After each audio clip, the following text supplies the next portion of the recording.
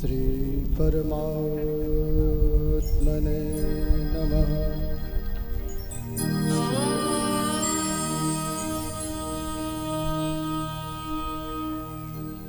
श्री जानकी वल्लभ विजयते तरा।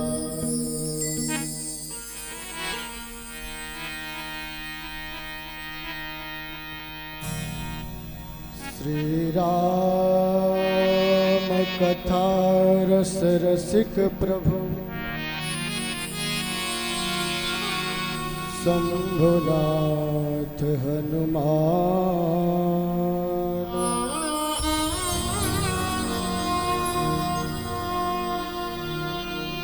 प्रेम सहित आसन धरहु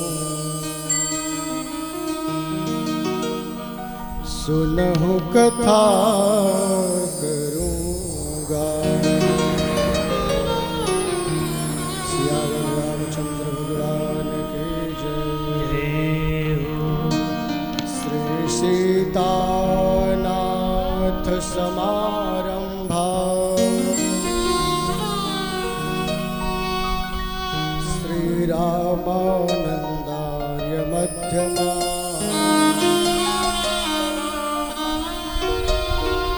अस्मदाचार्य पर्यन्ता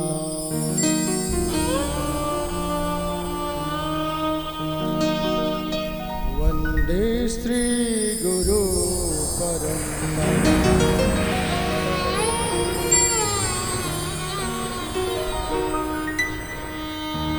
बार बार वंदन करूं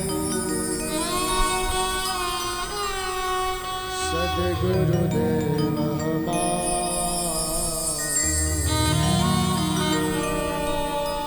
यहाँ वहाँ सब ठाव में महिमाय परंपार। बंदो मैं वह परम गुरु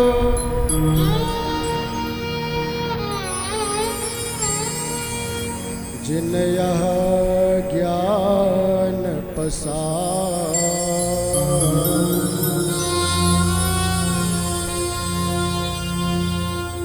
देव सदा फल आदि में जिन यह सद उच्चार।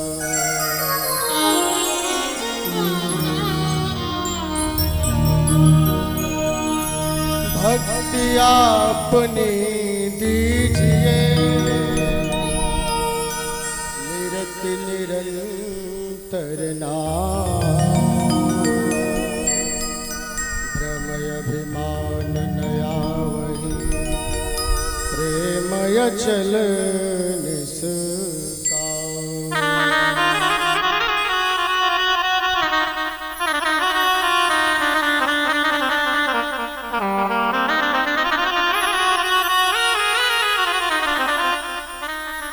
श्री सद्गुरुदेव भगवान की जय हो।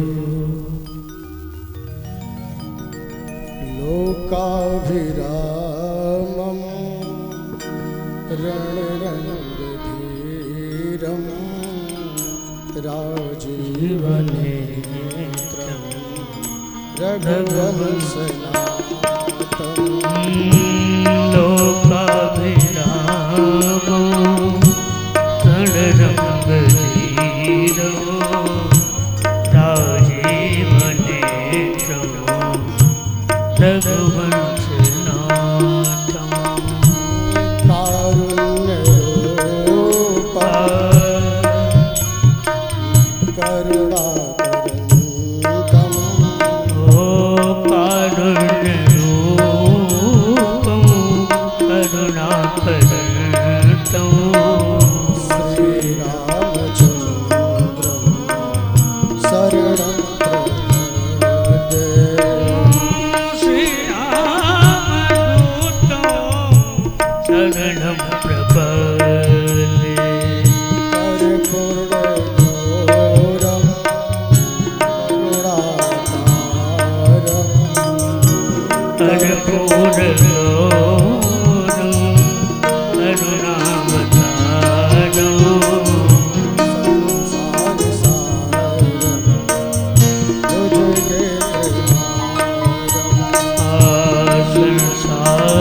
सारो उद्गीतहारं सदा वसन्तं हृदयारविन्दे ओ सदा वसन्तं हृदयारविन्दे भवामि सहितं भवो भवानि सहितं नमामि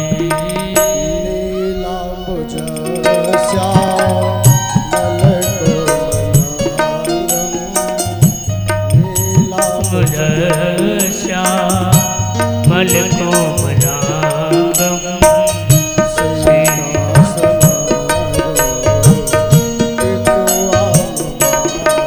ओ नीलांबुजस्या मलकोमलांगं सीतासमारो कृतवामभागम्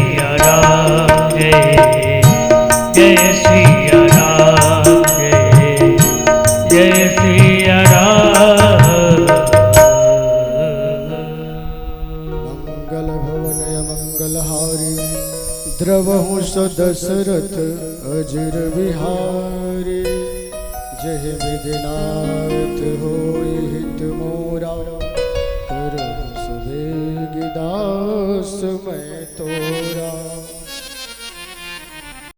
सिय राम मैं सब जग जाने करहु प्रणाम जोर जुग पाओ मंगल मूर्ति मारुत नंदन मंगल दोष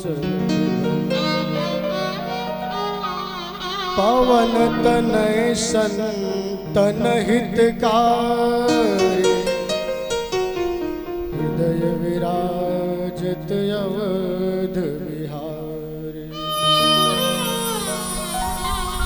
वंदौ राम लखन भय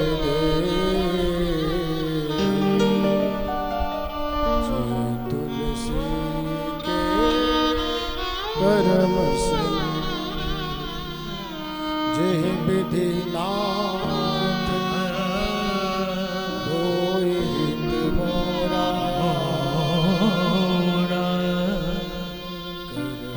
सुवेगी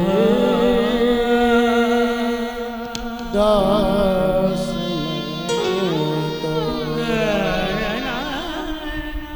मैं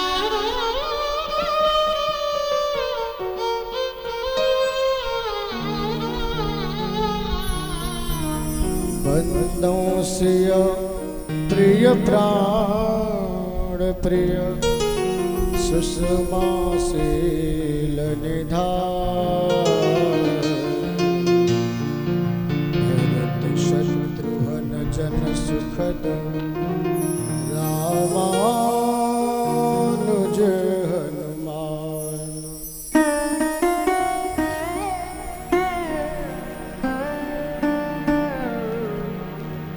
बंदो श्री तुलसी के चरण जिनके न्यो जग का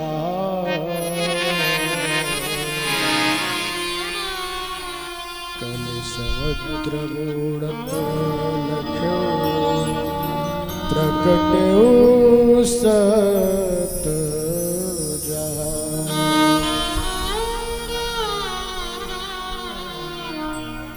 अपने अपने घरन की सब काहू को पी तुम ही वीर सब घरन की धन्य धन्य रघुवीर।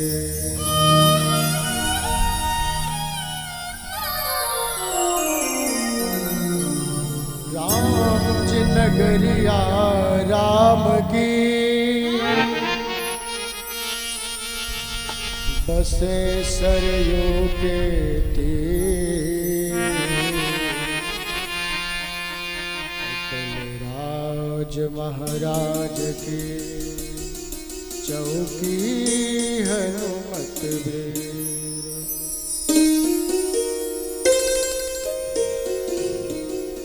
श्री गुरु चरण सरोज रज निज मन मुकुर सुधार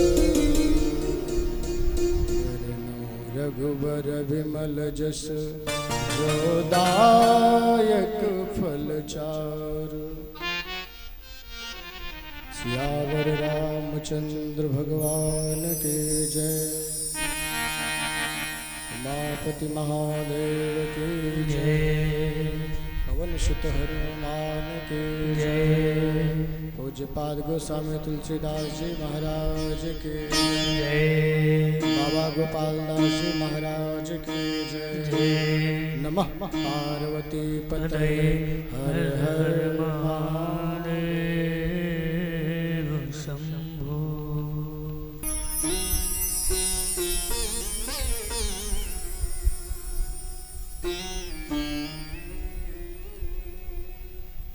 अनंत अनंत कोटि ब्रह्मांड नायक परात्पर ब्रह्म अकारण करुणा वरुणालय भगवान श्री राम के पावन पदाम्बुजों उच्च नमन। भूत भावन भगवान भोलेनाथ के श्री चरणों में साष्टांग। श्री हनुमान जी महाराज के श्री चरणों में दंडवत। बाबा गोस्वामी तुलसीदास जी को सादर प्रणाम। इस आदर्श रामलीला समिति निधि पट्टी के संस्थापक एवं सूत्रधार बाबा गोपाल दास जी के चरणों में सादर नमन।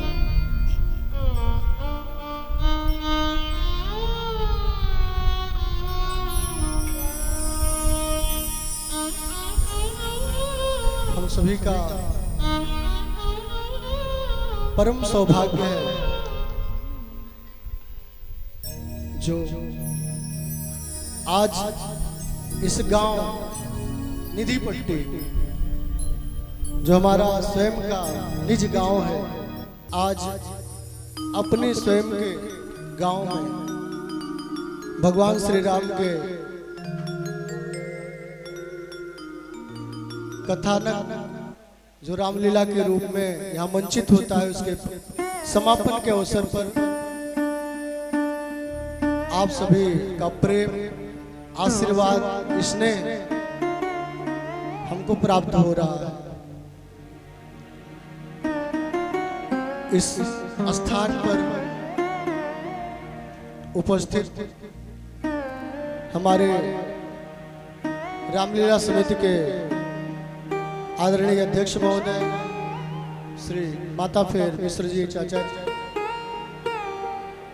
हमारे गुरु जिन्होंने हमको प्राइमरी और मिडिल में शिक्षाएं दी, आप सब उपस्थित हैं।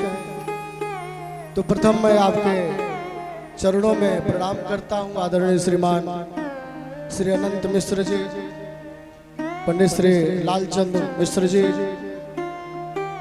हमारे दादा श्रीमान चिंतामणि मिश्र जी और श्री केरल भैया जी, और इस कथा का प्रस्ताव रखने के निमित्त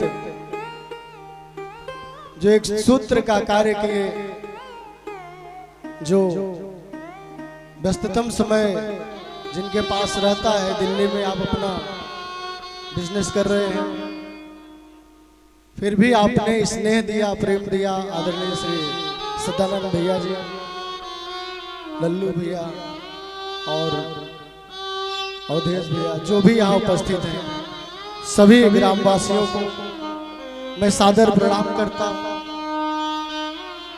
सबके चरणों में दंडवत करता हूँ। मैं कोई बाहरी नहीं हूँ और ना ही इस गांव के लिए मैं कोई कथावाचक हूँ। मैं तो आपका पुत्र हूँ और आपके बीच मुझे आने का अवसर मिला। अपने गांव के लोगों ने ही हमें इस योग्य समझा, इस योग्य देखा। मैं आप सबों का आभार व्यक्त करके अपनी वाणी को छोटा नहीं करना चाहता हूं।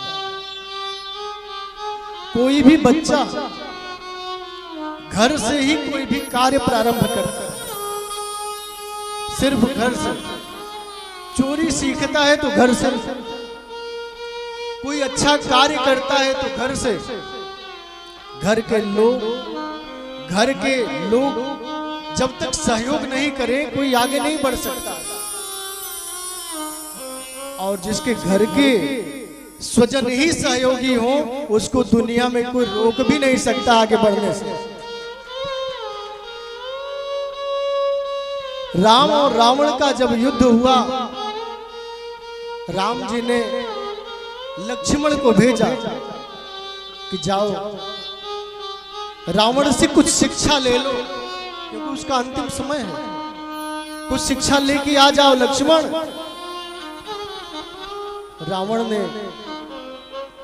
कहा लक्ष्मण से, हे लक्ष्मण, तुमसे मैं कुल में ऊंचा हूं, उत्तम कुल पुलस्त कर नाती, शिव बिरंच पूजे बहुभांति। कुल में मैं ऊंचा हूं, तुम क्षत्रिय हो और मैं क्या हूं? ब्राह्मण। तुमसे मैं ज्ञान में भी ऊंचा हूं, मुझसा पंडित मुझसा योद्धा, त्रिभुवन में और न दूजा है। अपने शीशों को काट काट शंकर को मैंने पूजा है। मुझसे बड़ा कोई योद्धा भी नहीं है, मुझसे बड़ा कोई पंडित भी नहीं है। हर क्षेत्र में हर तरह से मैं तुमसे श्रेष्ठ हूं लक्ष्मण। लेकिन एक चीज है जिससे मैं हार गया। लक्ष्मण ने पूछा कि वो क्या है दशानन? रावण ने कहा लक्ष्मण, मैं हारा इसलिए क्योंकि तुम्हारा भाई तुम्हारे साथ था और मेरा भाई मेरे विपरीत था। सिर्फ हारा इसलिए। जब भाई का साथ मिल जाता तो शायद मैं तुमसे जीत सकता था, तुम जीत नहीं पाते।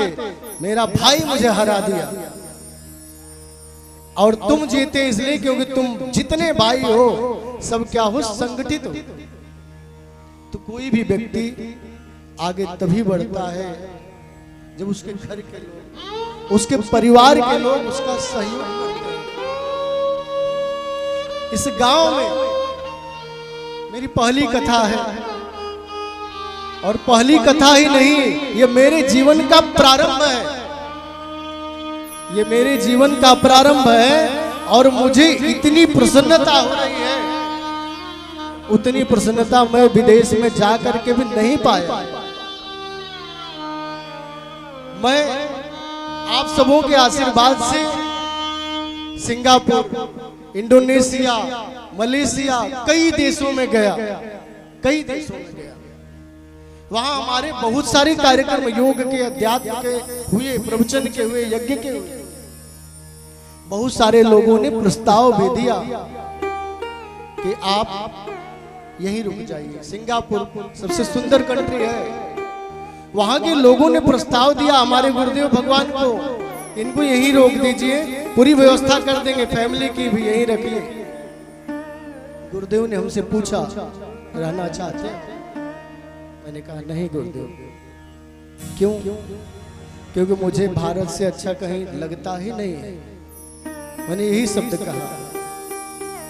अब स्वर्णमयी लंका न में लक्ष्मण रोचते, जननी जन्मभूमिश्च स्वर्गादपि गरीयसी। सोने की लंका कितनी भी हो, भगवान राम ने लक्ष्मण से कहा कि अब स्वर्णमयी लंका, हे लक्ष्मण, ये लंका बहुत सोने की हो, मेरे कोई काम की नहीं है। क्यों काम की नहीं है? क्योंकि जननी जन्मभूमिश्च स्वर्गादपि गरीयसी। जननी और जन्मभूमि स्वर्ग से भी बढ़कर है, मातृभूमि से बढ़कर कुछ नहीं है।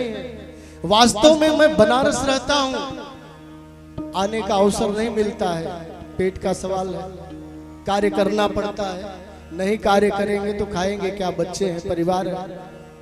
लेकिन आंतरिक इच्छा सदैव रहती है कि गांव में कुछ दिन रहूं, गांव में रहकर कुछ कार्य करूं। लेकिन उस तरह का सौभाग्य नहीं मिला। लेकिन आज सदानंद भैया ने जब हमारे पास मैसेज किया कि हम लोग इस तरह का कार्यक्रम करना चाहते हैं, आप तैयार हैं, तो मुझे इतनी प्रसन्नता हुई है, उतनी प्रसन्नता वास्तव में कभी नहीं हुई होगी। क्योंकि अपने घर से अगर कोई कार्य व्यक्ति करता है ना, और अपने घर के परिवार के लोगों का आशीर्वाद जिसके साथ रहता है, उसका दुनिया में कोई पाल माका नहीं कर सकता, कोई नहीं कर सकता।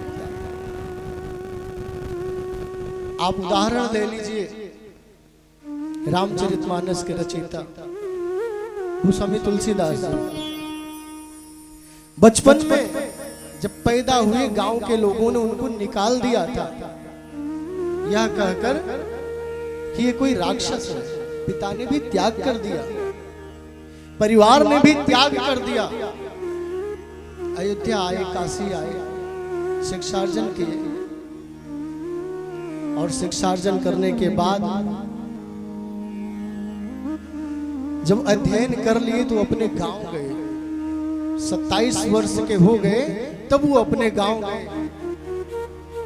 और जब गांव गए तो परिवार में कोई बचा नहीं था, कोई भी। माता तो जन्म के समय ही चल बसी थी, पिता भी चल बसे। आत्माराम दुबे जो उनके पिता थे वो भी चल बसे। गांव में पहुंचे, उन्होंने पूछा कि भैया आत्माराम दुबे का घर कौन सा है? गांव के लोगों ने बताया कि बाबा अब तो वो नहीं रहे, ये जो खंडहर देख रहे हो ना, यही उनका घर कभी हुआ करता था, लेकिन अब ये जर्जर हो गया है, गिर गया है। उन्होंने पूछा कि आत्माराम दुबे जी, लोगों ने कहा कि अब वो नहीं रहे, वो भी स्वर्ग सिधार गए। उनकी पत्नी एक बच्चे के जन्म के समय स्वर्ग सिधार गई। एक बच्चा था उनको, जिसको हमारे गांव ने राक्षस समझकर निकाल दिया था। लोगों ने कहा कि अच्छा आप ऐसा क्यों पूछ रहे हो? आप क्यों पूछ रहे हो? आप क्या जानते हो आत्माराम दुबे को तुलसीदास जी ने कहा कि मैं उन्हीं आत्माराम दुबे का एक अभागा लड़का हूं, मैं वही हूं तुलसी जिसको कभी गांव ने निकाल दिया था। मैं आया हूं अपनी जन्मभूमि को प्रणाम करने के लिए। मेरे मन में एक इच्छा थी कि अपनी जन्मभूमि को मैं प्रणाम करूं, अपनी जन्मभूमि को देखूं। बस मैं प्रणाम करने के लिए आया। लोगों ने कहा कि जब आप आ गए हो तो हम लोग व्यवस्था कर देते। गांव के लोगों ने ही उस टूटे हुए मकान की मरम्मत करके रहने योग्य बनाया। और लोगों ने नियम बना लिया कि एक एक दिन गोस्वामी जी एक एक घर में भोजन करेंगे। भोजन करने लगे। लोगों को पता चला कि ये वेद शास्त्र के ज्ञाता है। लोगों ने कहा कि बाबा हम लोग भी आपके ज्ञान से कुछ लाभान्वित होना चाहते हैं। आप काशी में रहते हैं, आप अयोध्या जाते हैं, विद्वानों के बीच में रहते हैं, क्या आप हम लोगों को कुछ नहीं सुनाएंगे? बाबा ने कहा कि क्यों नहीं सुनाएंगे, जरूर सुनाएंगे, आप व्यवस्था करेंगे। गांव के लोगों ने व्यवस्था कर दी। प्रतिदिन सायंकाल वहां कथा हुआ करती थी और गांव के सारे लोग मिलकर उस कथा में आते हैं। ये कथानक मुझे बरबस याद आ रहा है, सिर्फ इसलिए मैं उतना बड़ा तो नहीं हूं, ना ही गोस्वामी तुलसीदास जी के चरण के धूल के समान ही हूं, लेकिन इतना सौभाग्यशाली हूं कि मेरे गांव के लोग मेरा सहयोग कर रहे हैं। मेरे गांव के लोग मुझे आगे ले जाना चाह रहे हैं। मेरे गांव के लोग मुझे आशीर्वाद देना चाह रहे हैं। हमारे गुरु, हमारे जो बड़े हैं, अग्रज हैं, सबका आशीर्वाद मुझे मिल रहा है। इससे बड़ा सौभाग्य मेरे लिए और कुछ नहीं हो, कुछ नहीं हो। कथा तो मैं कहीं भी कर लेता, लेकिन जो कथा, जो लाभ मुझे यहां मिल रहा है वो कहीं नहीं। ये अपनापन, ये प्रेम दुनिया में कहीं नहीं मिल सकता, सिर्फ और सिर्फ अपने घर में ही मिल सकता है।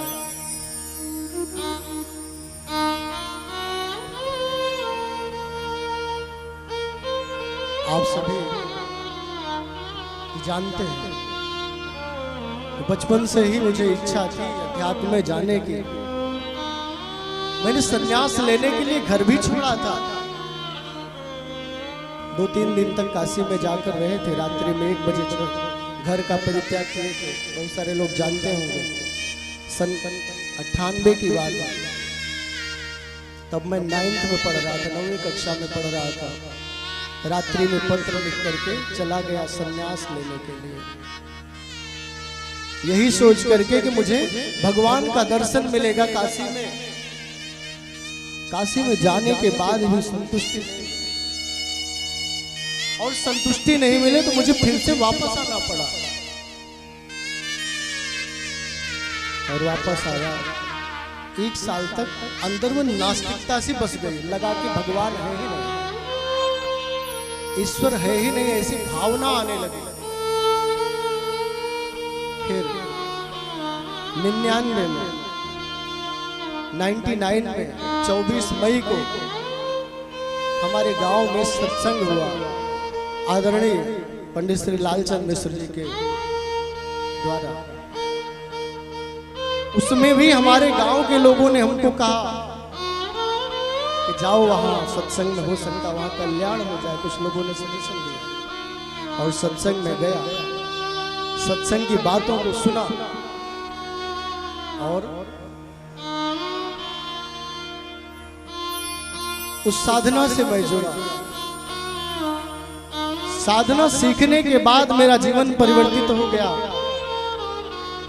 मेरे पास तो रहने के लिए घर भी नहीं था, आप लोग जानते हैं। एक फूस की झोपड़ी भी नहीं थी सही से, लेकिन गुरुदेव की कृपा हुई, साधना में उत्तरोत्तर वृद्धि होने लगी और इस साधना में आगे बढ़ने का श्रेय अगर किसी को गुरुदेव के बाद है तो हमारे गुरु पंडित श्री लालचंद मिश्रा जी के को जाता है, क्योंकि आप नहीं होते तो मुझे उसकी बारीकियां कोई नहीं बताता। आभारी हूं मैं आपके चरणों का। आश्रम गया, लगभग 25 वर्षों तक मैं आश्रम में रहा और अलग अलग स्थलों पर अलग अलग तरह की कथाएं हमने की हैं। आपके आशीर्वाद से 1 दर्जन से अधिक पुस्तकें लिखने का श्रेय मुझे मिला है, लेकिन जो प्रेम की अनुभूति यहाँ हो रही है, वो प्रेम की अनुभूति दुनिया में कहीं नहीं हो सकती।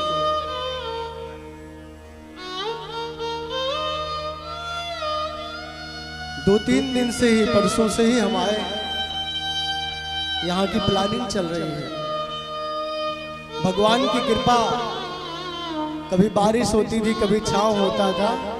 मन में हड़बड़ाहट थी कि पता नहीं कि कार्यक्रम हो पाएगा या नहीं हो पाएगा, लेकिन प्रभु कृपा हुई। देखिए धूप हो गया, थोड़ा विलंब हुआ और हमारे संगीत के सहयोगी हैं, सबसे ज्यादा इनको परेशान किया। एक बार जोरदार तालियां आपके लिए जरूर होनी चाहिए। अनीश जी, अनीश मिश्रा जी जो सारंगी बजा रहे हैं, बनारस घराने से। आप राजन साजन जो सुप्रसिद्ध गायक हैं, उनके भतीजे हैं। एक बार जोरदार तालियां आपके लिए। प्रातःकाल 3:30 बजे ही उठ करके ट्रेन पकड़ के यहाँ आए हैं। दीपक भैया जो आर्गन पर हैं और दीपक भैया की सारी टीम, दीपक तिवारी जी, इनके लिए भी जोरदार तालियां। 9 बजे हमने समय दिया था और आप सब 9 बजे उपस्थित हो गए, लेकिन देव योग था। हमने कहा कि थोड़ा सा विलंब होगा भैया, रुकना पड़ेगा, आप लोग थोड़ी देर रुके। तो आप सभी को मैं साधुवाद देता हूँ, धन्यवाद देता हूँ कि आप यहाँ पर आए।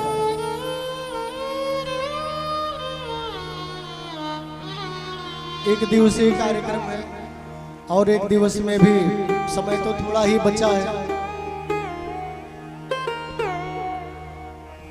हमने सोचा था कि कुछ प्रसंग लेंगे, 3-4 घंटे का रहेगा, तो देखते हैं जहां तक होता है करते हैं।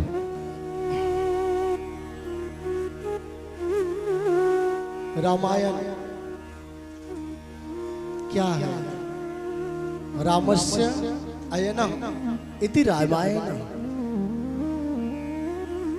राम का अयन है जो, उसे कहते हैं रामायण। अयन मतलब घर। रामायण का मतलब क्या है? जिसमें राम स्वयं विद्यमान हो, जिसमें राम स्वयं मूर्तिमान प्रतिष्ठित हो, विग्रह स्वरूप है। रामो विग्रहवान धर्म। राम कौन है? वो धर्म के स्वयं प्रतिमूर्ति है। और रामायण क्या है? जिसमें स्वयं साक्षात भगवान राम अपने अनुचरों सहित विद्यमान है। देखिए, रामायण और भागवत दोनों कथाएं होती हैं। भारत में कथाओं का प्रचलन आज से नहीं है, प्राचीन काल से, प्राचीन काल से ही है। प्राचीन काल में ऋषियों के आश्रम में जिज्ञासु जाते थे, जिज्ञासा लेकर के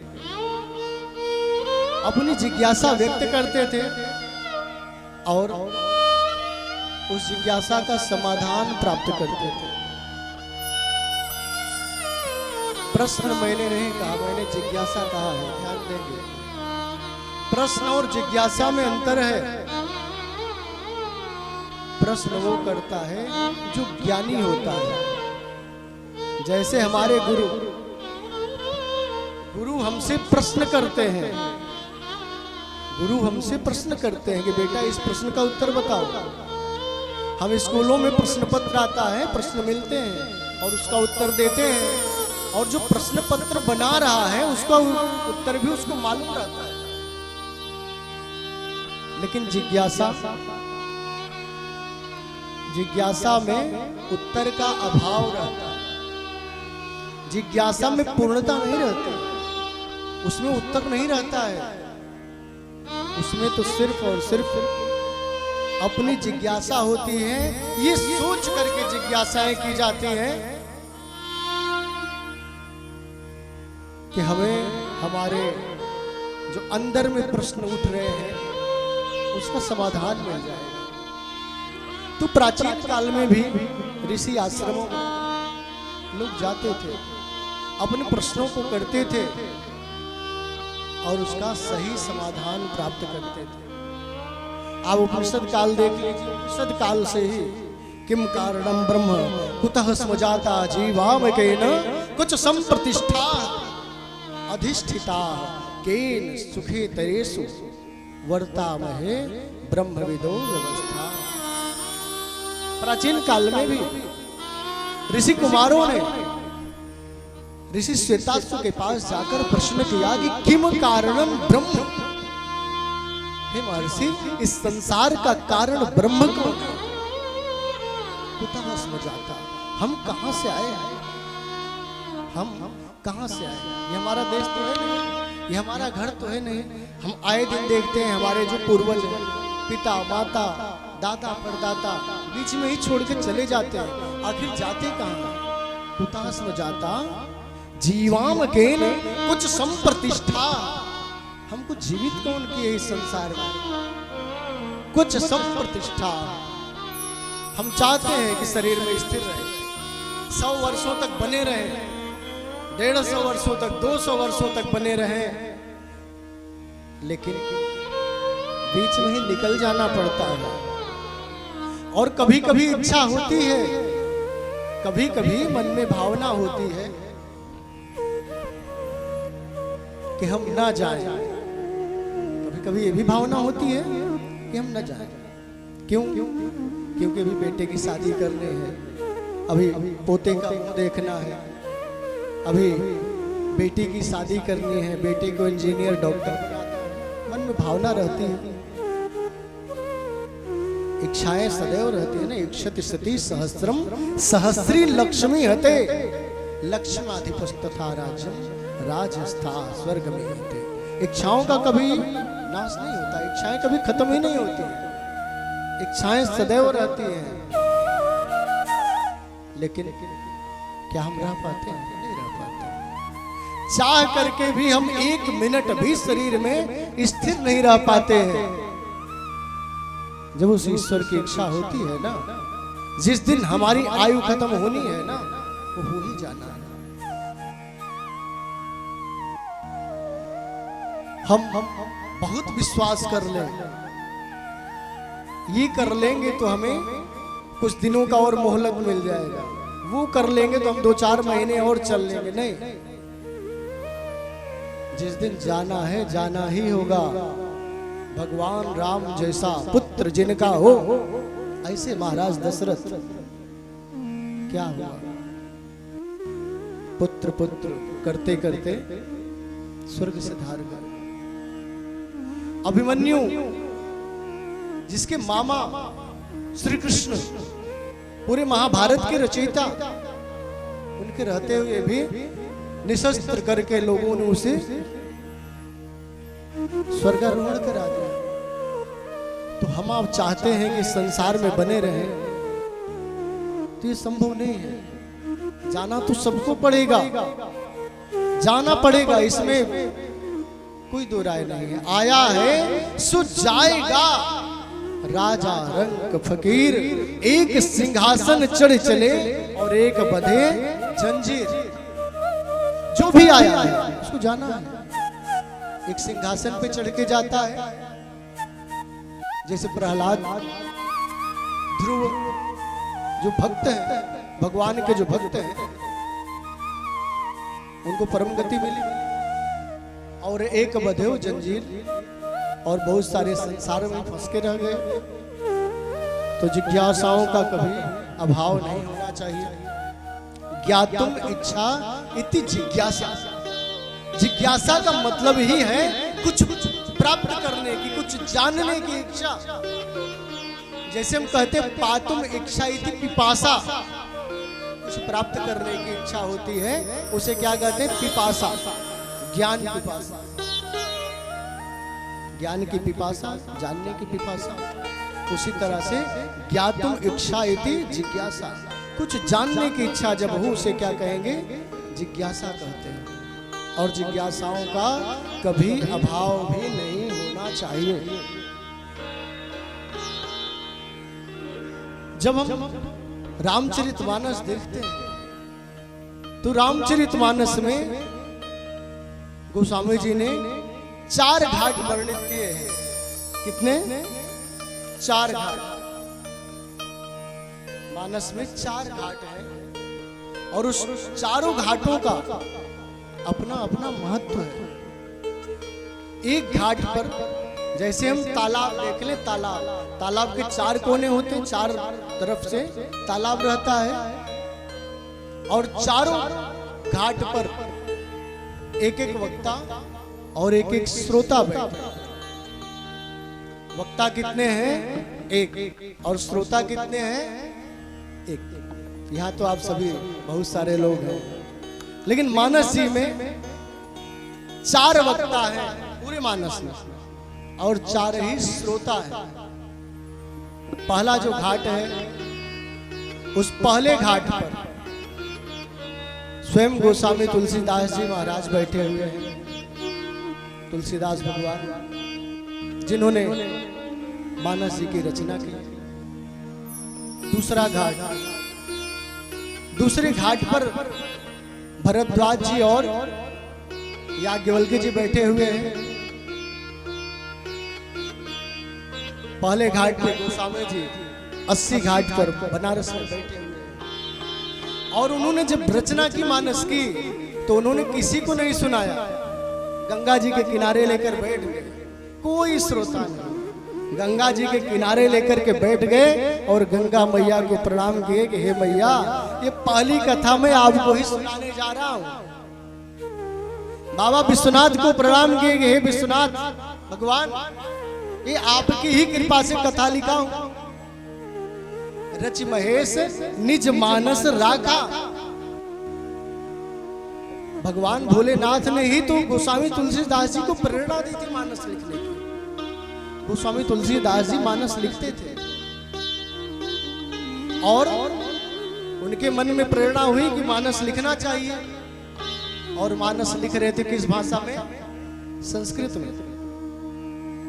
और जब दिन भर लिखते थे, रात्रि में वो पेज ही पूरा गायब हो जाता था। ऐसे 7 दिनों तक चला। परेशान हो गए गोस्वामी जी। फिर प्रकट हुए भगवान भोलेनाथ माता पार्वती के संग और उन्होंने कहा कि तुलसीदास, ये जो संस्कृत में लिख रहे हो ना, आगे चल के उस भाषा का उतना प्रचार नहीं रहेगा और तुम्हारी एक गाथा लिखी की लिखी रह जाएगी, रखी की रखी रह जाएगी। इसलिए तुम इसको लोक भाषा में लिखोगे तो ये जन जन तक जाएगी, मन मन तक जाएगी। हर व्यक्ति इसको गुनगुनाएगा, हर व्यक्ति इससे कुछ प्रेरणा लेगा। तो पहली जो कथा गोस्वामी जी ने भगवान भोलेनाथ को समर्पित की, माता गंगा मैया को समर्पित किया। और किसको समर्पित किया?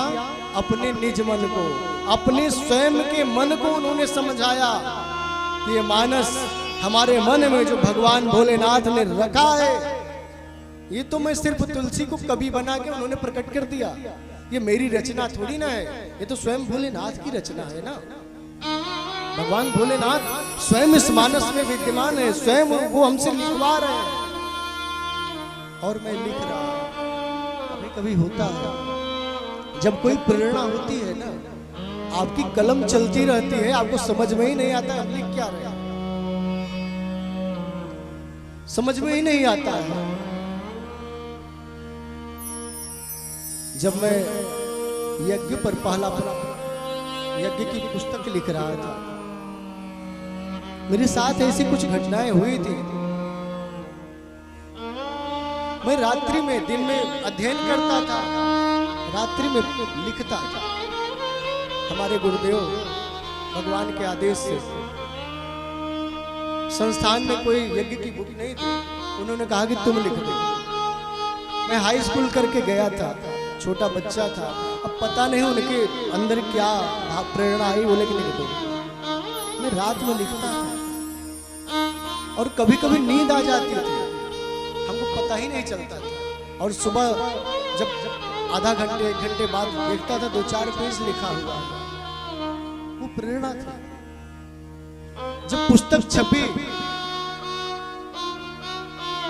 हमारे गुरुदेव सदगुरु स्वतंत्र देव जी महाराज उनको बुलाया, बोला कि पुस्तक तुमसे क्यों लिखवाया हूं, जानते हो? हमने कहा कि नहीं भगवान, हमको नहीं मालूम। उन्होंने कहा क्योंकि ये तुम्हारे लिए ही बना था। विहंगम योग के प्रणेता महर्षि सदाफल देव जी महाराज, उन्होंने मुझे ये प्रेरणा दी थी कि ये पुस्तक वही लिखेगा।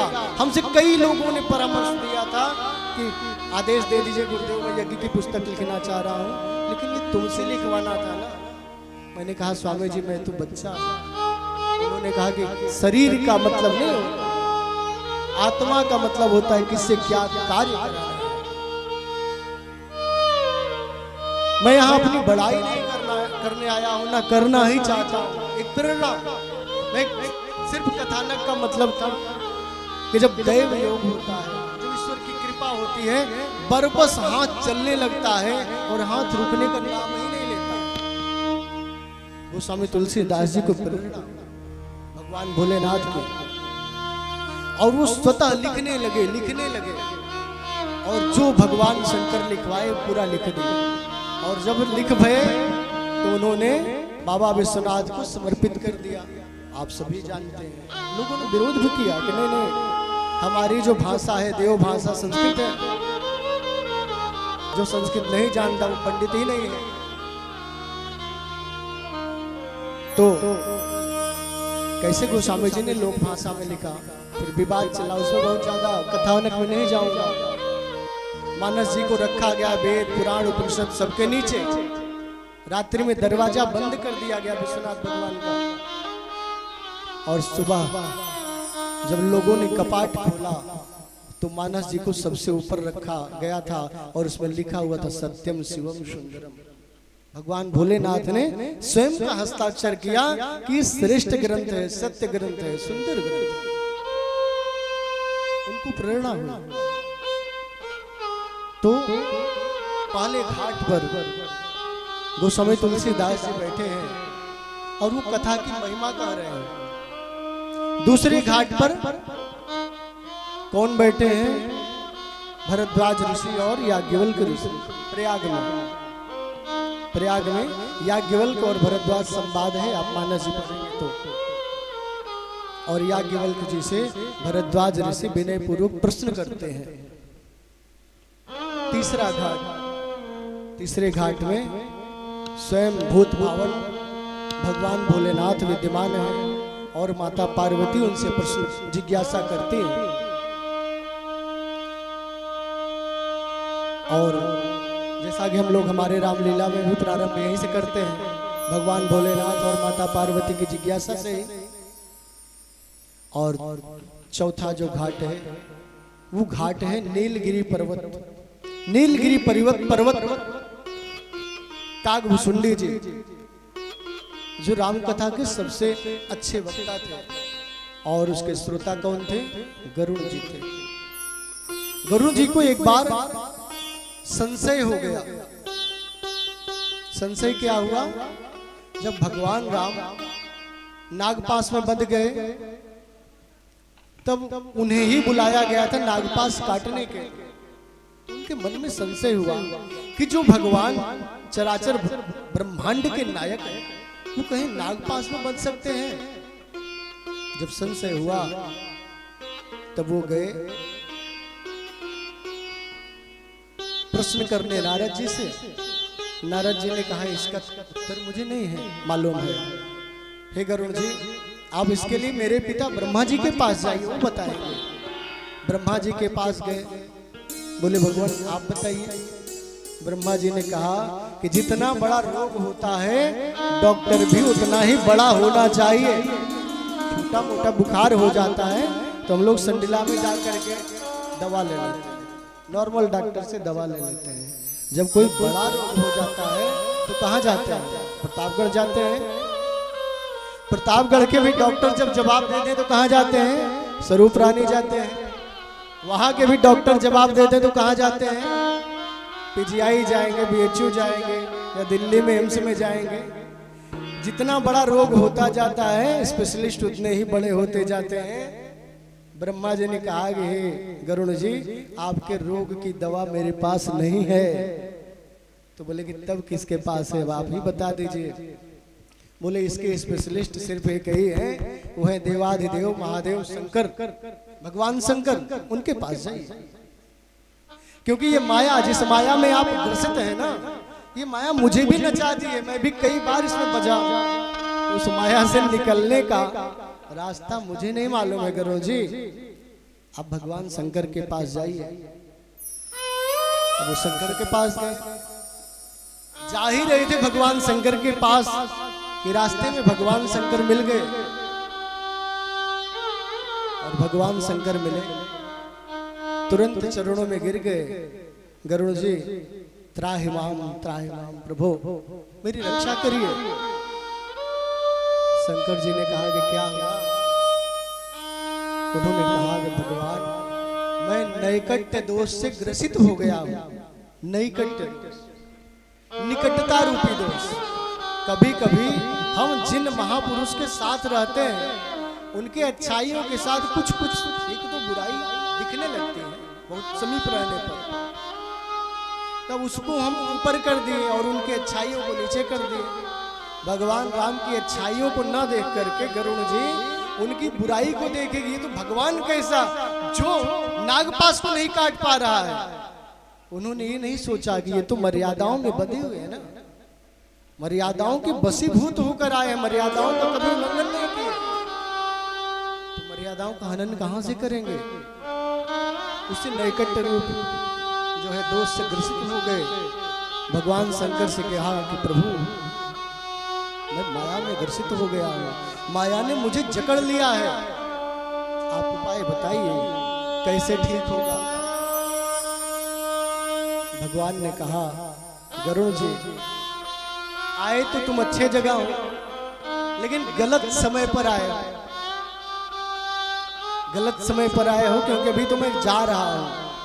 अब रास्ते में कोई डॉक्टर आपसे मिल जाए, उसे बोले डॉक्टर साहब हमारी नब्ज नाड़ी देख लीजिए, और अपना आला वगैरह ना लेके गया हो, टेस्टिंग का कोई वस्तु ना ले गया हो, तो फिर क्या बोलेगा कि मेरी डिस्पेंसरी में आओ, क्लिनिक पे आओ, फिर आपका रोग देखूंगा, चेक करूंगा, फिर उसका उपाय करूंगा। भगवान ने कहा कि देखो गरुड़ जी आए तो समय पे हो, उपाय भी आपका हो जाएगा, आपका रोग ठीक हो जाएगा, लेकिन मेरा जो क्लिनिक है वो कैलाश है, थोड़ा दूर है। तुम्हें मैं नजदीकी एक हॉस्पिटल में पहुंचा देता, वहीं पहुंच जाओ और वहां 24 आवर 24/7 लिखा रहता है ना, बोले कि 24 आवर वहां तुम्हारा जो है इस रोग का इलाज चलता रहता, वहां पहुंच जाओ। और वहां पहुंच जाओगे तो तुम्हारा इलाज निश्चित ही संभव हो जाएगा। और वो कौन सी क्लिनिक थी? नीलगिरी पर्वत, जहां पर कागभूषुंडी जी महाराज बैठे हुए हैं और सभी पक्षी बैठ करके कथा का श्रवण कर रहे हैं। कहा कि यहीं पे जाओगे तो तुम्हारे मोह का, माया का, भ्रम का सबका नाश हो जाएगा। पहुंचो तो सही। और ये ऐसा घाट है जहां राम कथा की महिमा वक्ता ने नहीं गाई है, स्वयं श्रोता ने गाई है। क्योंकि उस आश्रम में जो ही पहुंचे हैं ये गरुड़ जी, उनके मोह माया भ्रम सब खत्म हो गए और पहुंचते ही राम कथा की महिमा गाने लगे। इस आश्रम में आते ही हमारे सब मोह भ्रम खत्म हो गए। भगवान जब किसी संत के पास जाते हैं, किसी साधु के पास जाते हैं ना, तो बहुत सारे हमारे समस्याओं का, हमारे प्रश्नों का, हमारे जिज्ञासाओं का समाधान स्वतः हो जाता है। हमारे प्रश्नों का स्वतः समाधान हो जाता है। गोस्वामी जी ने लिखा ना कि बड़े भाग पाइए सत्संगा, बिना ही प्रयास होगा। जब सत्संग मिलता है तो बड़े भाग्य से, और उससे भी बड़ा क्या है कि बिना ही प्रयास, हमको कुछ प्रयास नहीं करना पड़ता है, बिना ही प्रयास हो ही भव भंगा। बिना प्रयास के ही हमारे सभी भ्रम का निवारण हो जाता है। तो आइए अब राम कथा की जो महिमा है इसका श्रवण करते हैं, और इसके बाद फिर से कुछ समय के लिए हम सभी इस ज्ञान गंगा में गोते लगाएंगे।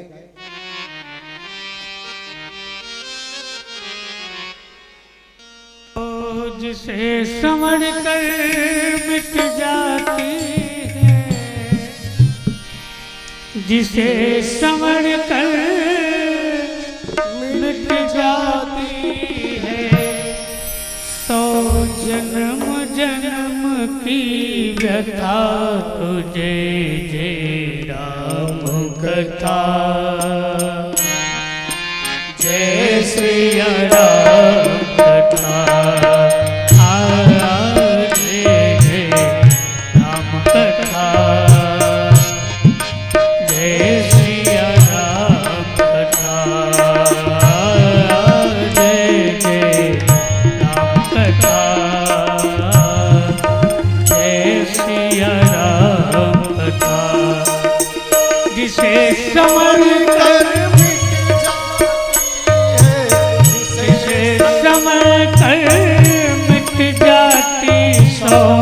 जन्म जन्म की व्यथा जय राम कथा, जय श्री राम कथा, जय राम कथा, जय श्री राम कथा।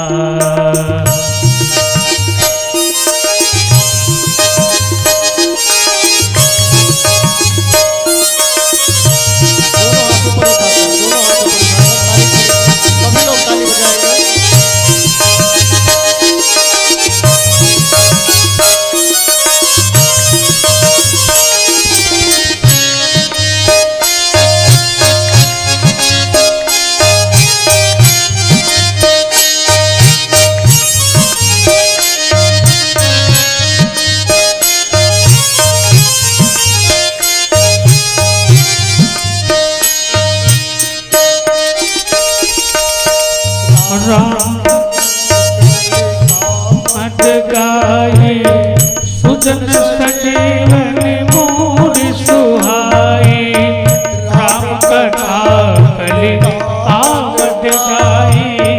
सुजन सजीवन मोर सुहाई, बुध बेशाम सकल जनरंजन।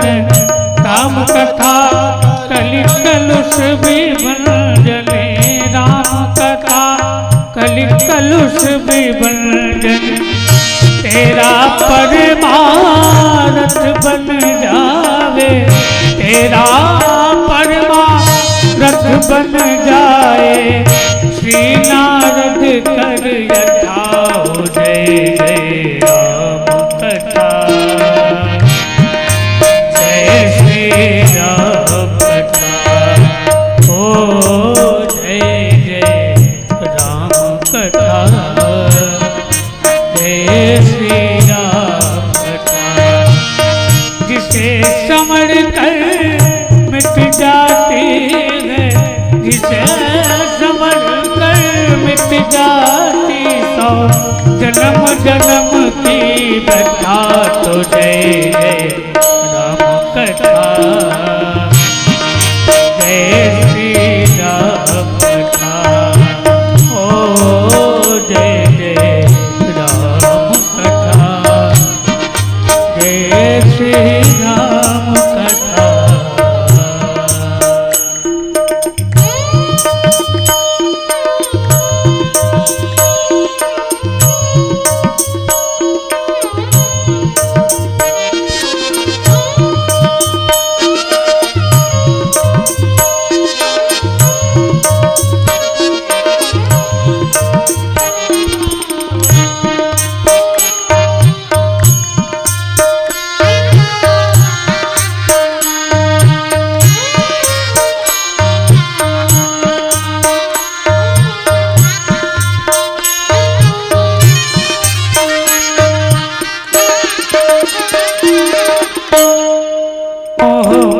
शेष विशाला राम कथा कालिका कराला।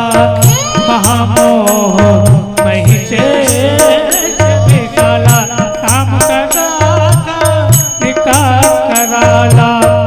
राम कथा शशि किरण समाना, संत चकोर करहि जेहि पाला।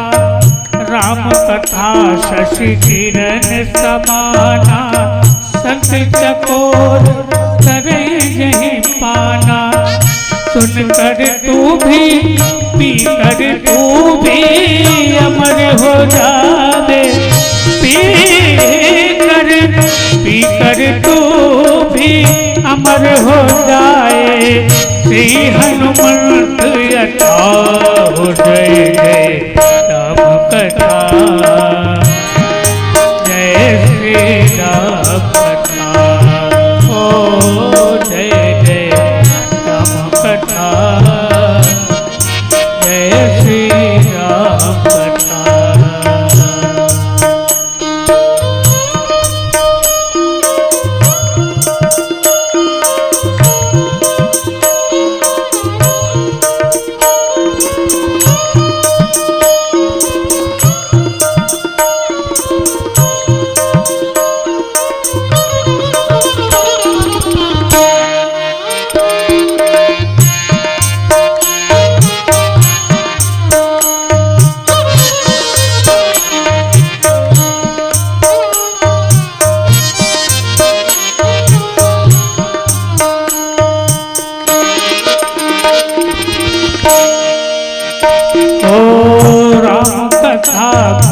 बिटप कुठारी सादर सुन गिरिराज कुमारी।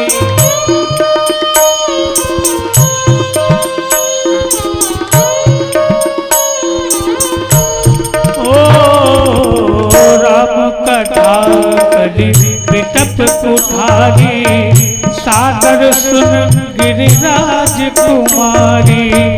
राम कथा सुंदर कर तारी, संशय विहग उड़ावन हारी। संशय विहग उड़ावन हारी, तेरा सब संशय भागेगा। तेरा सब संशय भागेगा। माँ पार्वती यथा हो जय जय राम कथा, जय श्री राम कथा। जय जय राम कथा, जय श्री राम कथा। तुझे समझ कर मिट जाती है, समझ कर मिट जाती तो जन्म जन्म की व्यथा हो जय जय राम कथा। जय श्री राम कथा, जय जय राम कथा। जय श्री राम कथा।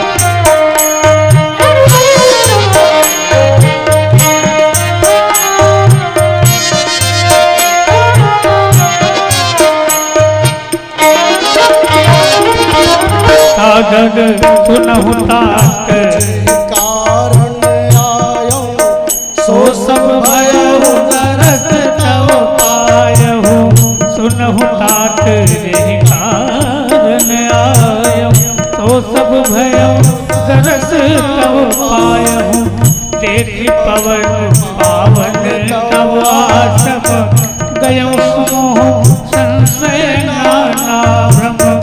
अब श्री राम कथा पावनी सदा सुखद दुख पुंज नसावनी। सादरता सुनावो मोहि बार बार बिनवहु प्रभु तोहि।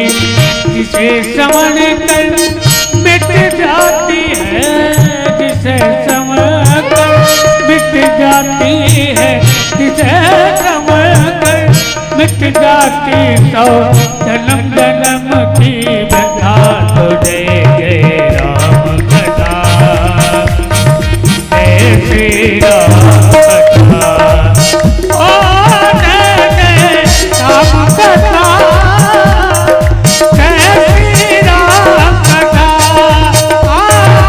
जय जय राम कथा, जय श्री राम कथा। जिसे समझ कर मिट जाती है, जिसे समझ कर मिट जाती तो जन्म जन्म की व्यथा। हो जय जय राम कथा, जय श्री राम कथा, ओ जय जय राम कथा, जय श्री राम कथा, श्री राम जय राम जय राम, श्री राम जय राम जय राम, श्री राम जय राम जय राम, श्री राम जय राम। ओ जय जय राम कथा, जिसे समझ कर मिट जाती है, जिसे समझ कर मिट जाती है, जन्म जन्म की व्यथा। हो जय जय राम कथा, जय श्री राम कथा।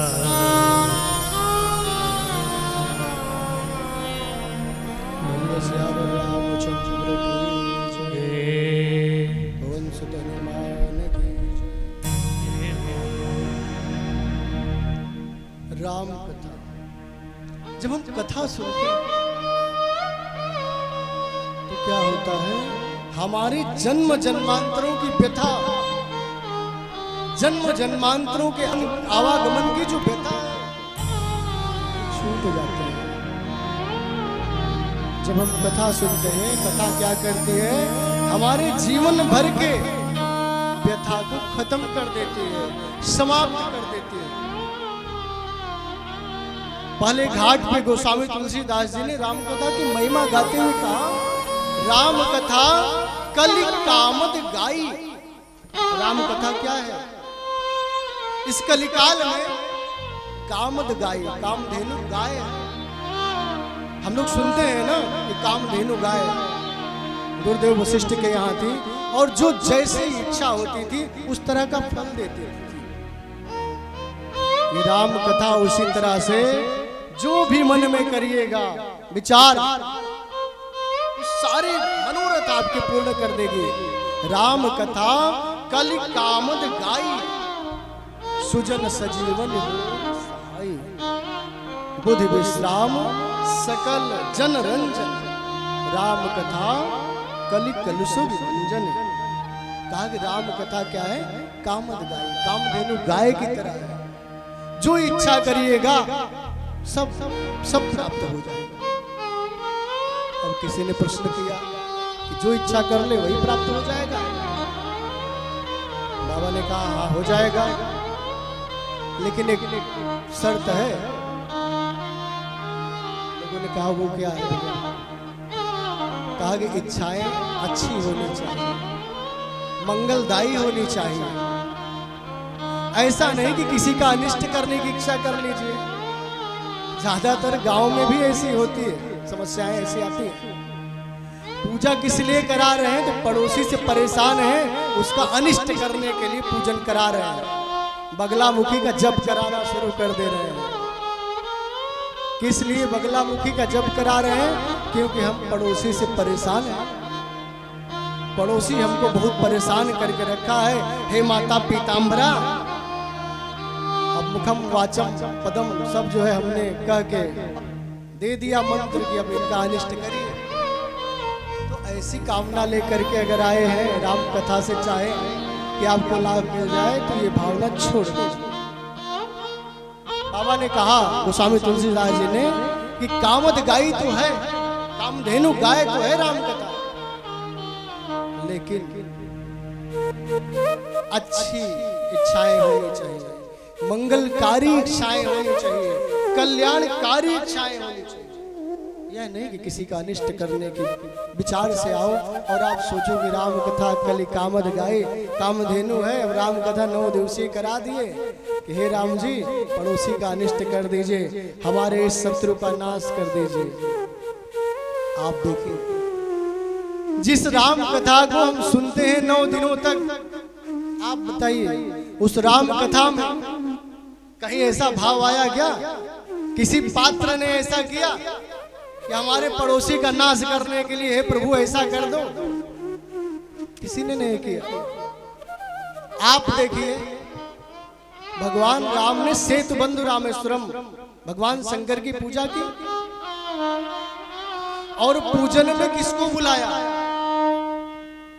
जो उनका विरोधी था, रावण। भगवान राम का जो चिर शत्रु रावण, उसको पुरोहित के रूप में बुलाया, क्योंकि रावण से बड़ा पंडित कोई नहीं था ना। रावण से बड़ा पंडित कोई था ही नहीं तीनों लोगों में। तो जैसा पुरोहित होगा, जैसा यजमान होगा, पुरोहित भी तो वैसा ही चाहिए। अब मोदी जी हमारे गांव में आ जाए, योगी जी आ जाए, तो हम लोगों के मन में होगा ना कि पूजन कराना है तो किसी अच्छे पंडित को, योग्य पंडित को, जो अच्छा मंत्र बोल सके, जो किसी भी तरह से पीछे ना हो सके, उसको बुलाए। उसी तरह से भगवान राम ने इच्छा की कि लंका पर विजय प्राप्त करना है तो भगवान शंकर का पूजन करना है, और भगवान का पूजन कराने के लिए आएगा कौन? शंकर का पूजन कराने के लिए तो कोई शंकर भक्त ही चाहिए ना, कोई वैष्णव तो चाहिए नहीं, क्योंकि भगवान शंकर की पूजा करानी थी।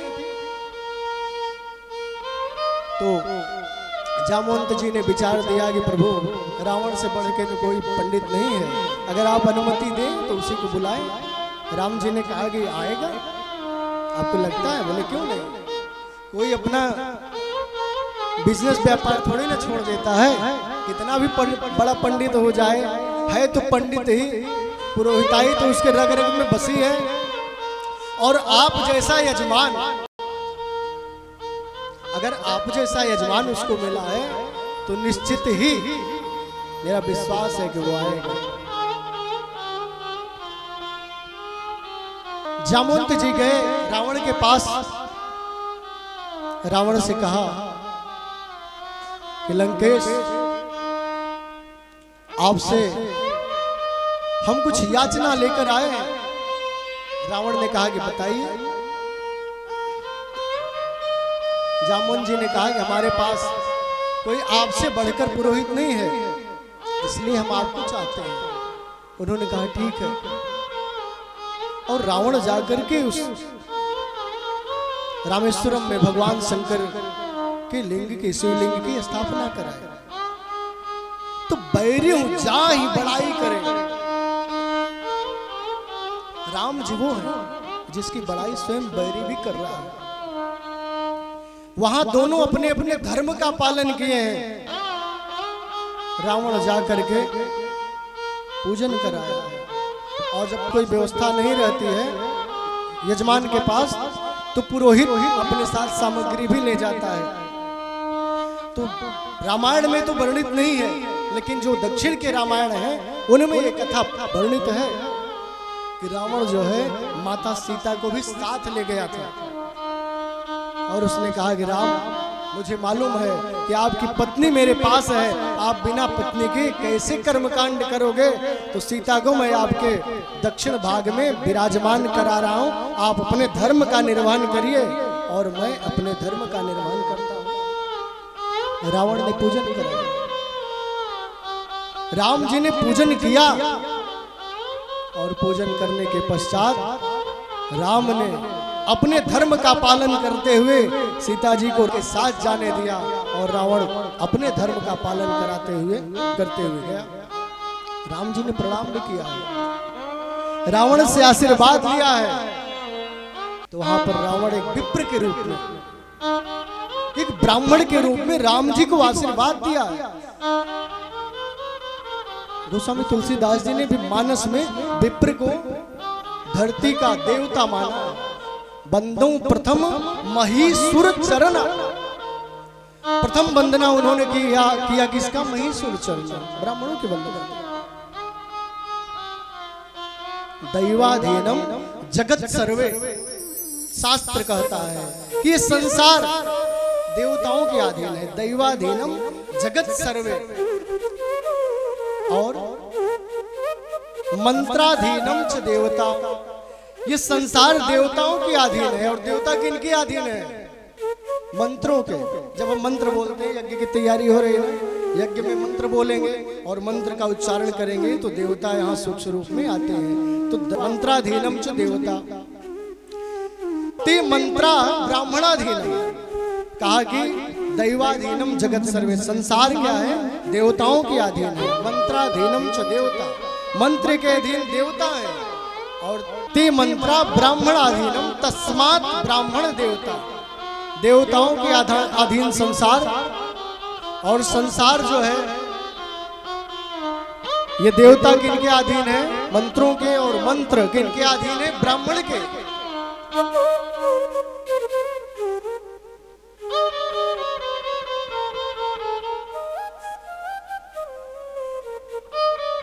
ये मंत्र किनके अधीन है? ब्राह्मण के। तस्मात् ब्राह्मण देवता, इसलिए ब्राह्मण को संसार का, धरती का देवता माना गया। तो रावण ब्राह्मण कुल में होते हुए भी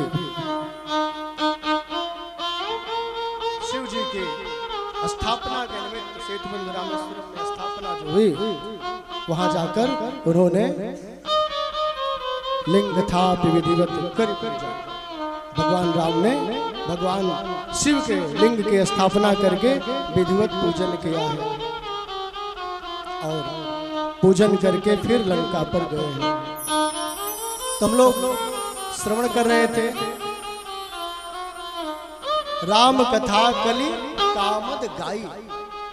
राम कथा क्या है? कलिकाल में कामधेनु गाय के समान है, लेकिन कामनाएं अच्छी होनी चाहिए, कामनाएं श्रेष्ठ होनी चाहिए, कामनाएं मंगलकारी होनी चाहिए।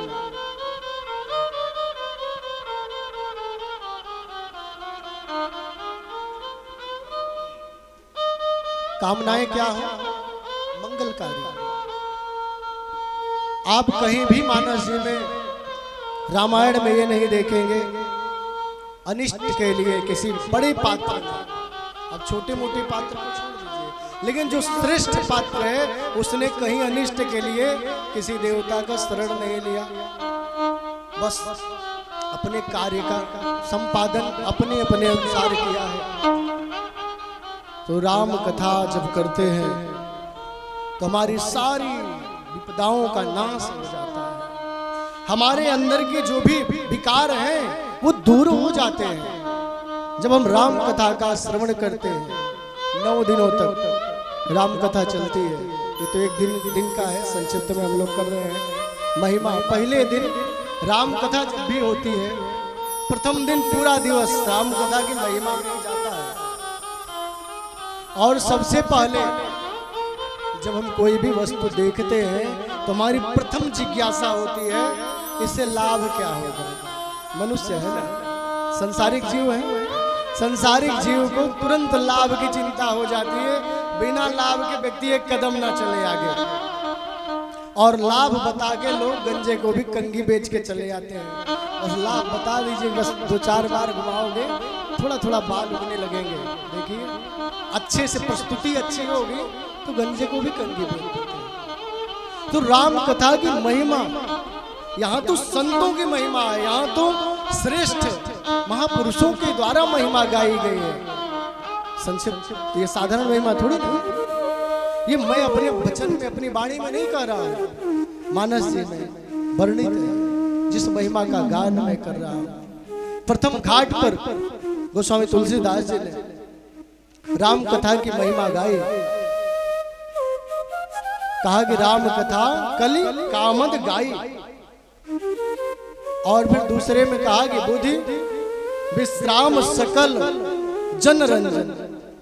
क्या है बुद्धि विश्राम, बुद्धि को विश्राम मिलता है। जब राम कथा का श्रवण करते हैं तो हमारे बुद्धि को क्या होता है, विश्राम मिलता। बुद्धि विश्राम सकल जन रंजन, हमारे बुद्धि को विश्राम मिलता है। अब बुद्धि को विश्राम का मतलब क्या? अब आप कहेंगे कि विश्राम तो मैं सदैव करता हूं, नियमित शयन करता हूं, 2-4 घंटे रात्रि में और 1-2 घंटे दिन में भी नींद ले ही लेता हूं। गांव में तो दिन में भी थोड़ी देर लोग सो ही लेते हैं, खाली रहते हैं। आप कहिए विश्राम मिल गया, नहीं, ये विश्राम नहीं, ये आराम है। ये विश्राम नहीं है, ये क्या है, आराम है। ये विश्राम नहीं है। विश्राम तब होगा जब हमारी बुद्धि भी शांत हो जाएगी।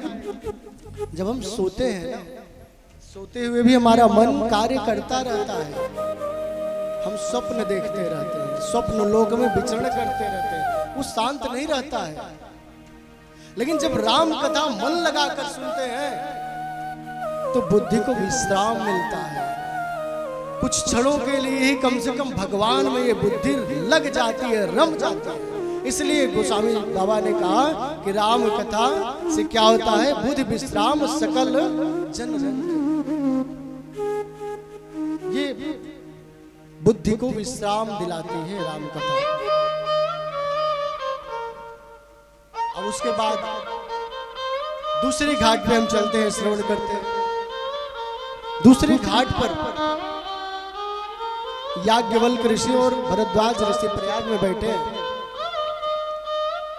भरद्वाज ऋषि याज्ञवल्क्य ऋषि से जिज्ञासा करते हैं, प्रश्न करते हैं कि हमें राम जी के विषय में आप बतलाइए कि क्या वो वही राम है जो निर्गुण ब्रह्म है, या कोई दूसरे राम है? क्या दशरथ के लड़के राम ही हैं जिनकी कथा हरदम व्यक्ति गाते हैं? रमनते योगिनो यस्मिन, जिसमें योगी लोग भी रमण करते हैं, ये कौन राम है? हमें समझ में नहीं आता है। भरद्वाज ऋषि की शंका का समाधान करते हुए याज्ञवल्क्य ऋषि कहते हैं, हे ऋषिवर, महामोह मही शेष विशाला, महामोह मही शेष विशाला, राम कथा कालिका कराला। ये महामोह रूपी जो महिषासुर है, मोह रूपी महिषासुर, अज्ञान रूपी महिषासुर, इस महिषासुर मोह रूपी महिषासुर का नाश करने के लिए ये राम कथा क्या है, कालिका कराला। साक्षात दुर्गा और चंडी है। जैसे दुर्गा ने, चंडी ने महिषासुर का मर्दन कर दिया, वध कर दिया, उसी तरह मोह रूपी जो महिषासुर है उसका नाश करने वाला कौन है? ये राम कथा है। राम कथा से हमारे मोह का नाश होगा। हमारे जो अंदर में संशय है, हमारे जो अंदर में भ्रम है, उन सब का नाश हो जाएगा। राम कथा शशि किरण समान। राम कथा क्या है? शशि किरण, जैसे चंद्रमा की किरण। चंद्रमा की किरण को जो चकोर पक्षी वही तक देखता रहता है, उसके अलावा कुछ देखता ही नहीं। उसी तरह से जो संत रूपी चकोर हैं वो राम कथा, राम को देखते रहते हैं। तो ये राम कथा की जितनी महिमा गाई जाए वो कम ही होगी। अब आते हैं तीसरे घाट पर। तीसरे घाट पर कौन है? हमने पहले ही चर्चा कर लिया, माता पार्वती है और भगवान शंकर है। भगवान शंकर से माता पार्वती ने अपनी जिज्ञासा व्यक्त की।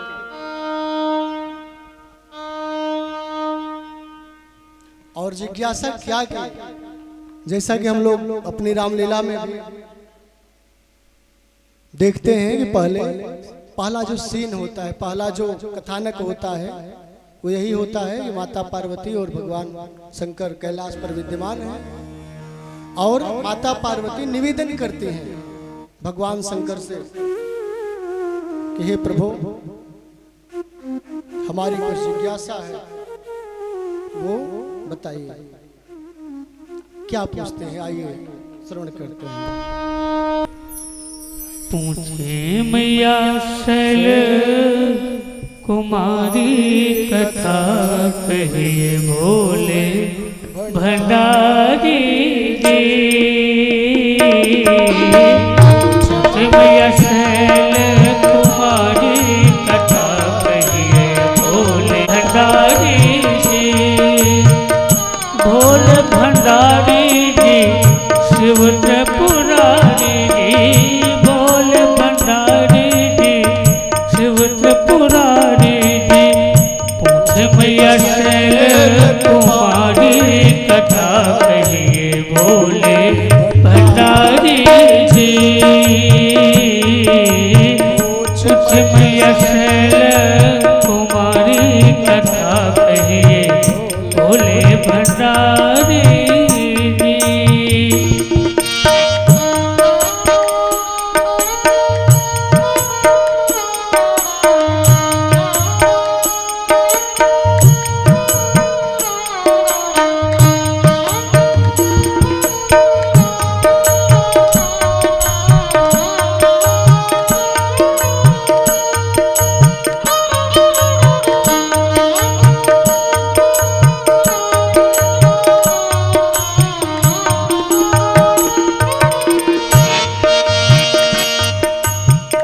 प्रथम सो कारण कहूँ विचारे।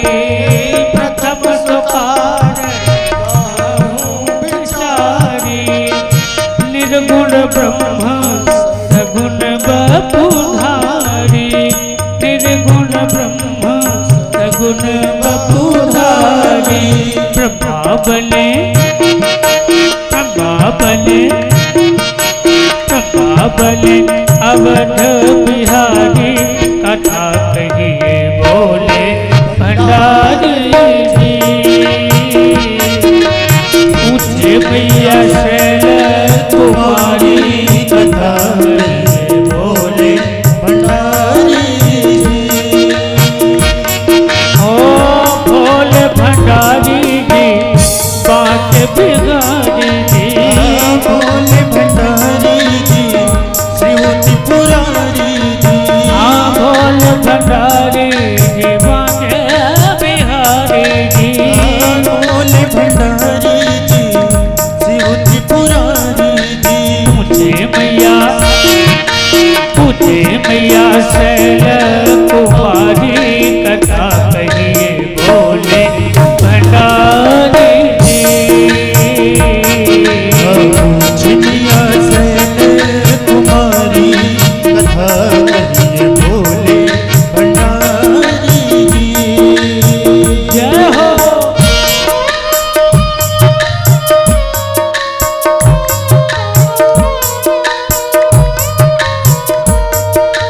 हरि बोल।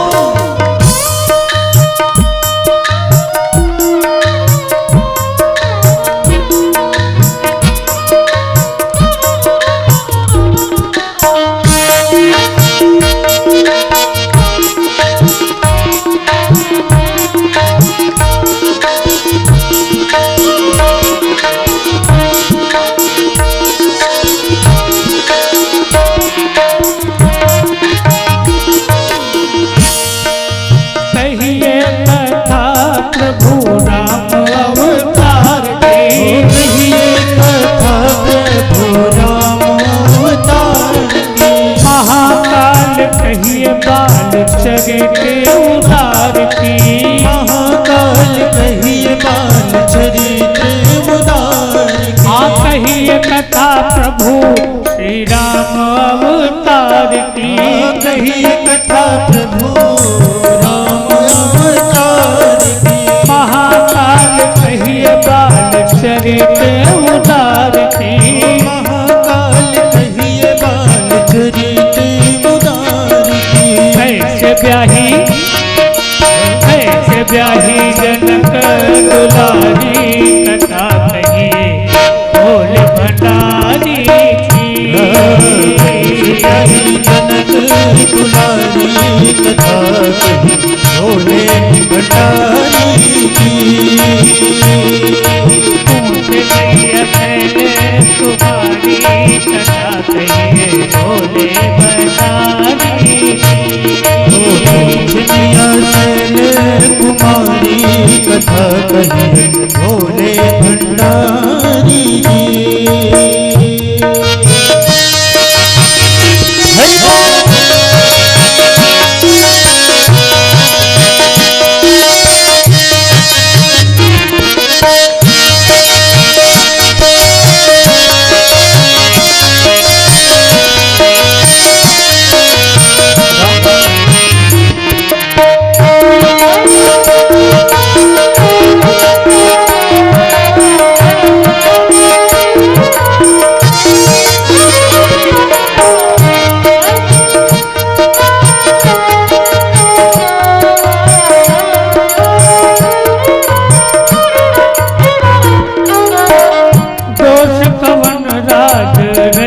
सरकार की दोष कवन राज रज सरकार की।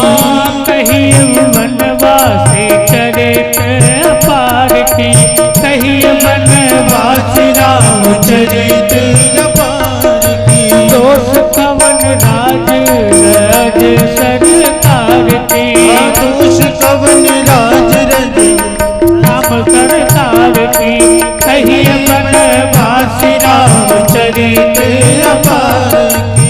कहिए वनवासी राम चरित अपार की। कैसे दिए कैसे दिए कैसे दिए कैसे दिए कैसे दिए रावण कुमारी कथा कहिए बोले भंडारी की।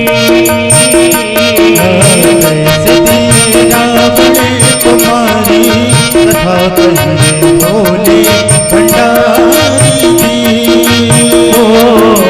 पूछे मैया शैला कुमारी कथा कहिए बोले भंडारी की।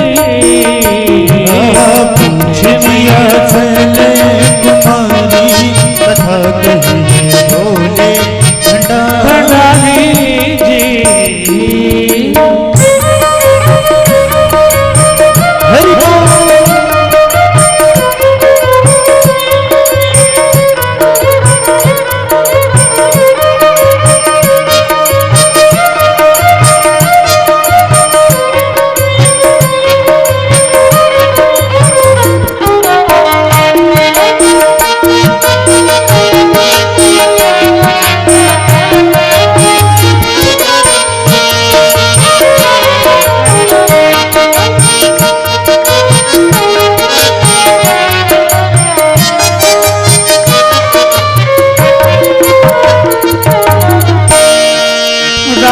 रामचंद्र की कहिए प्रभु लीला राजा रामचंद्र जी कहिए प्रभु लीला।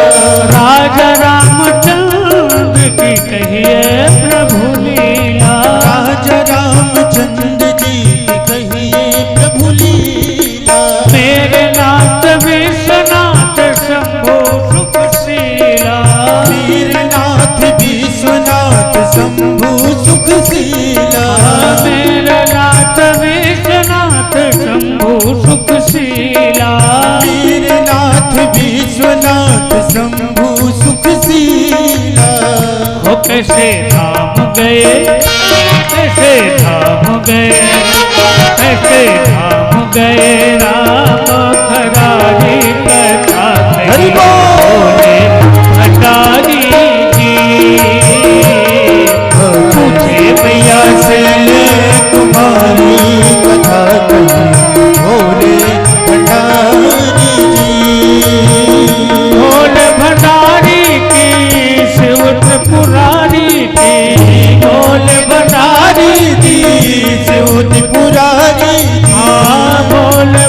भंडारी शिव त्रिपुरारी, बोले भंडारी शिव त्रिपुरारी।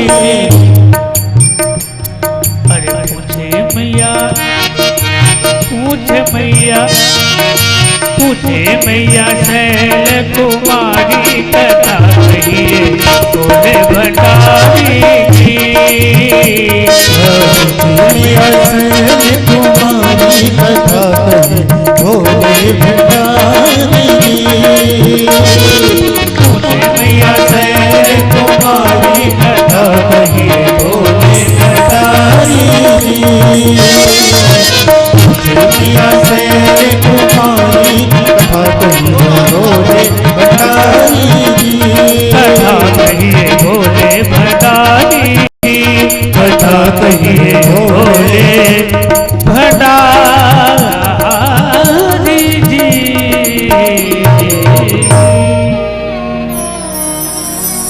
नमः पार्वती हरे हर हर महादेव।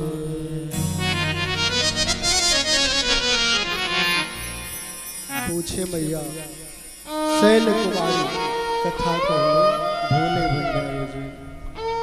भूत भावन भगवान भोलेनाथ से माता पार्वती ने प्रश्न किया, प्रथम सुकारज कहाँ विचारी। हे नाथ, राम अवतार की जो कथा है, जो अलग अलग कारण है, वो कारण बताइए। और उसमें राम जी ने अवतार क्यों लिया। निर्गुण ब्रह्म सगुण बपधारी, निर्गुण ब्रह्म सगुण बन के क्यों आ गए प्रभु। और एक एक करके माता ने प्रश्न किया कि राम जी का जन्म क्यों हुआ। साथ में माता ने प्रश्न किया कैसे उन्होंने ताड़का और सुबाहु का वध किया, कैसे विश्वामित्र जी के साथ वो वन को गए, और कैसे भगवान राम का मंगल में विवाह हुआ। साथ में माता ने पूछा कि एक बात और है प्रभु, ऐसा कौन सा दोष था, ऐसा क्या कारण था कि हमारे राघवेंद्र सरकार को वन में जाना पड़ा। उनको राज्य मिलते मिलते, राज्य तिलक होते होते उनका वनवास हो गया। ऐसा क्या कारण था प्रभु, कौन दोष था, क्या दोष था। और साथ ही उन्होंने पूछा कि आप जंगल में जब भगवान राम गए वो बताइए, चित्रकूट में जब निवास किए वो कथा सुनाइए, और कैसे भरत जी ने राम को मनाने का प्रयास किया वो कथा बताइए प्रभु। और साथ ही कहा अलग अलग जो चीजें माता सबरी से उन्होंने भेंट किया और सुग्रीव से भेंट किया, हमारे हनुमंत सरकार से राघवेंद्र ने भेंट किया, वो सारी कथा प्रभु बताइए। और साथ ही साथ कैसे उन्होंने रावण को मारा वो भी बताइए। प्रश्न करते करते कभी कभी कुछ छूट भी जाता है। हम लोग नोट्स बनाते हैं, जब किसी बड़े व्यक्ति के पास जाते हैं एक नोट्स बनाते हैं, हमें क्या बात करनी है। जब भी किसी बड़े व्यक्ति के पास जाते हैं, योगी जी के पास, मोदी जी के पास जाना होता है, अल्प समय होता है, 2-4 मिनट का ही समय किसी तरह से मिलता है, तो हम लोग क्या करते हैं कहीं कुछ छूट ना जाए। मोदी जी और योगी जी छोड़े, जब एक डीएम के पास हम जाते हैं तब भी एक नोट्स बना लेते हैं कि हमको किस किस विषय में बात करना है, और फिर उस अनुसार हम एक एक पॉइंट पर बात करते हैं। माता ने कहा कि हे प्रभु, हमसे अगर कुछ छूट गया हो, कुछ भी छूट गया हो प्रभु, तो आप अपना समझ करके मुझे सब बताइए। जो छूट गया हो वो भी बताइएगा प्रभु, कुछ छोड़िएगा नहीं। तब भगवान शंकर ने कथा प्रारंभ की। भगवान शंकर बोले कि हे देवी, मैं आपको ले चलता हूं नीलगिरी पर्वत पर, जहां बैठे हैं, पहले ही कहा कागभूषुंडी जी और गरुड़ जी। कागभूषुंडी जी कथा कह रहे और गरुड़ जी बैठकर श्रवण कर रहे हैं। मैं आपको वहां ले चलता हूं और वहां पे कथा जो प्रारंभ है वहां से हम शुरू कर रहे हैं। देखिए अलग अलग वक्ता एक एक कथानक प्रारंभ कर रहे हैं। गोस्वामी जी ने प्रारंभ किया कहां से? भरद्वाज ऋषि और याज्ञवल्क ऋषि की कथा से, वहां से प्रारंभ किया। याज्ञवल्क जी ने कहा भरद्वाज जी से, भरद्वाज जी आपको मैं ले चलता हूं माता पार्वती और भगवान शंकर के पास, वो आपको कथा सुनाएंगे। भगवान शंकर ने माता पार्वती से कहा कि पार्वती जी इतने में मजा नहीं आ रहा, चलिए चलते हैं कागभूषुंडी जी के पास, वहां बहुत सारे लोग हैं, वहीं हम लोग कथा सुनते हैं। राम कथा कल बिटप कुठारी।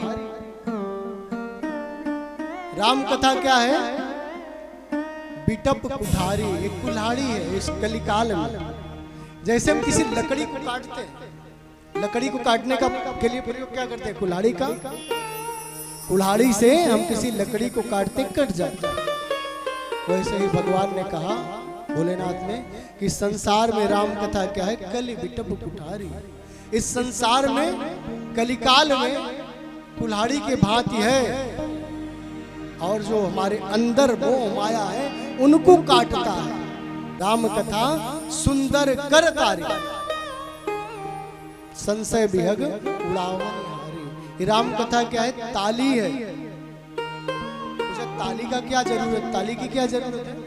उन्होंने उदाहरण दिया, जो संशय रूपी पक्षी हैं उनको उड़ाने के लिए ये ताली है।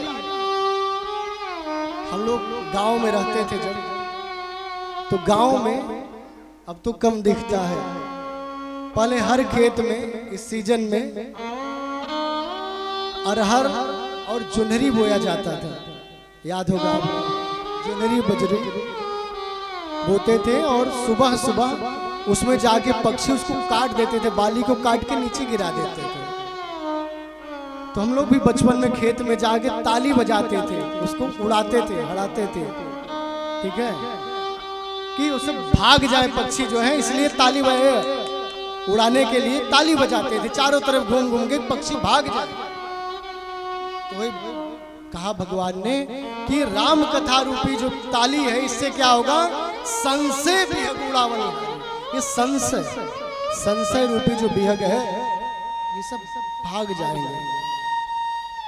कागभूषुंडी जी गरुड़ जी को समझाते हुए कहा कि गरुड़ जी आप आ गए हो, आपके संशय निश्चित ही खत्म होंगे, क्योंकि राम कथा की महिमा ही है। ये जो संशय रूपी विहग है, संशय रूपी जो पक्षी है, वो इस राम कथा के श्रवण मात्र से क्या होते हैं? उड़ जाते हैं, उड़ावन उड़ जाते हैं। तो राम कथा की इतनी महान महिमा, राम कथा की इतनी महान महिमा है। गए जब गरुड़ जी, जाते ही कागभूषुंडी जी आए नीचे, नीलगिरी से थोड़ा नीचे आए, गेट पर पता चला कि पक्षियों के राजा आए हैं। और जब अपने घर कोई अतिथि आता है, बड़ा अतिथि आता है, तो घर के बड़े बूढ़े खुद दरवाजे पर जा करके अगवानी करते हैं, अगवानी करते हैं। तो उसी तरह से कागभूषुंडी जी नीचे आए, गरुड़ जी से पूछे कि हे राजन, आपका आगमन किस लिए हुआ है? आपका आगमन क्यों हुआ है? कागभूषुंडी जी से गरुड़ जी ने कहा कि सुनो तात, जही कारण आयो, सो सब भयो दरस तव पायो। जिस कारण से मैं आया था वो खत्म हो गया। आपके आश्रम को ही देख करके अब कोई संशय नहीं रहा। बस आपके आश्रम में प्रवेश करते ही हमारे अंदर के सारे संशय, सारे भ्रम खत्म हो गए। पक्षियों में सबसे निकृष्ट पक्षी कौवा को माना जाता है, चांडाल माना जाता है, उसका दर्शन भी लोग नहीं करते हैं। लेकिन कृपा हो गई प्रभु की, भगवान भोलेनाथ की कृपा हो गई, भगवान राम की, तो कागभूषुंडी बन गए। और जो पक्षियों के राजा गरुड़ हैं वो भी आके उनकी कथा श्रवण कर रहे हैं। तो ये राम कथा की महिमा है, वो किसी को भी रंग से राजा बना सकती है। हम धरती पर हैं, आकाश में जा सकते हैं, ऊंचाइयों को छू सकते हैं।